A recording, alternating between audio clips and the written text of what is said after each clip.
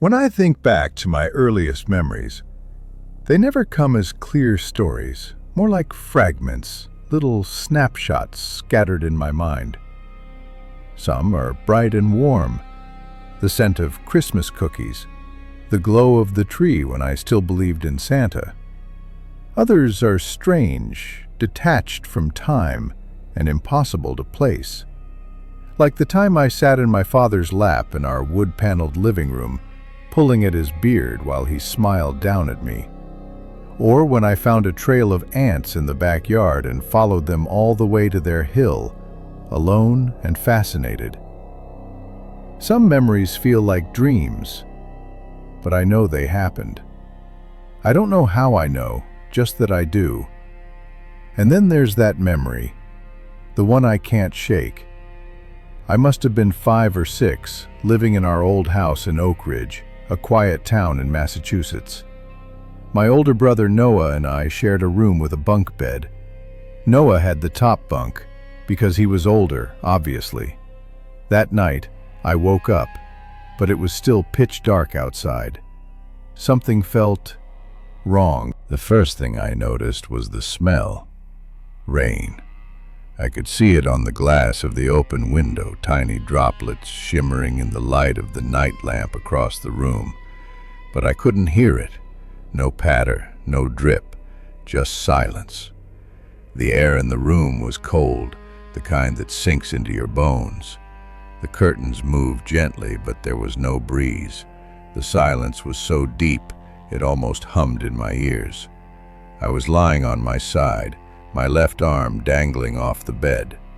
That's when I felt it, a soft wave of warmth brushing my fingers in short bursts.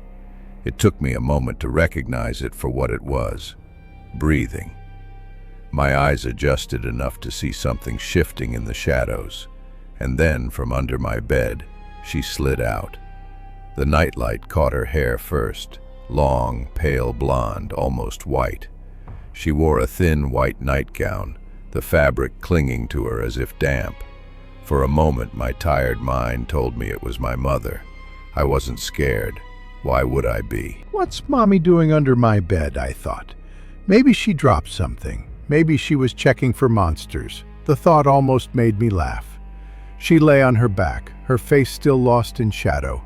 Then she rolled over, moving to all fours, and began crawling to the foot of the bed.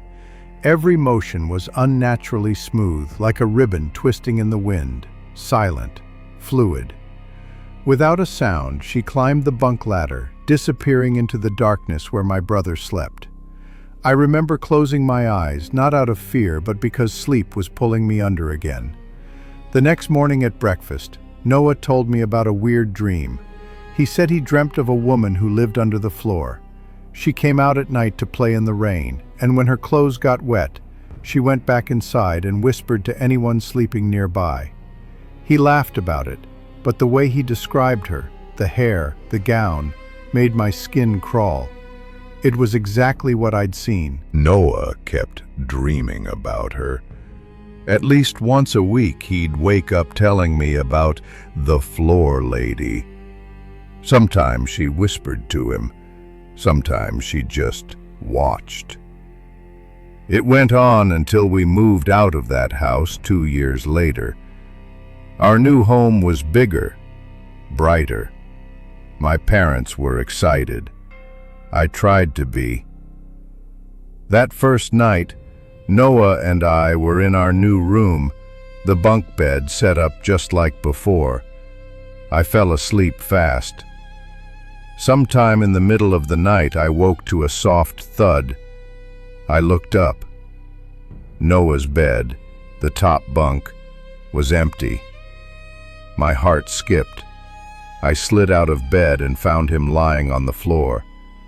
He wasn't hurt, just still. His right arm was stretched out at a strange angle.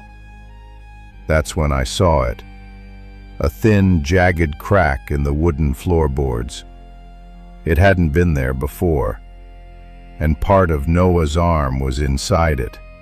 Not under it, in it. As if the wood had opened just enough to swallow him up to the elbow. I froze. The air was cold, and from that crack came a faint, warm breath. In short bursts,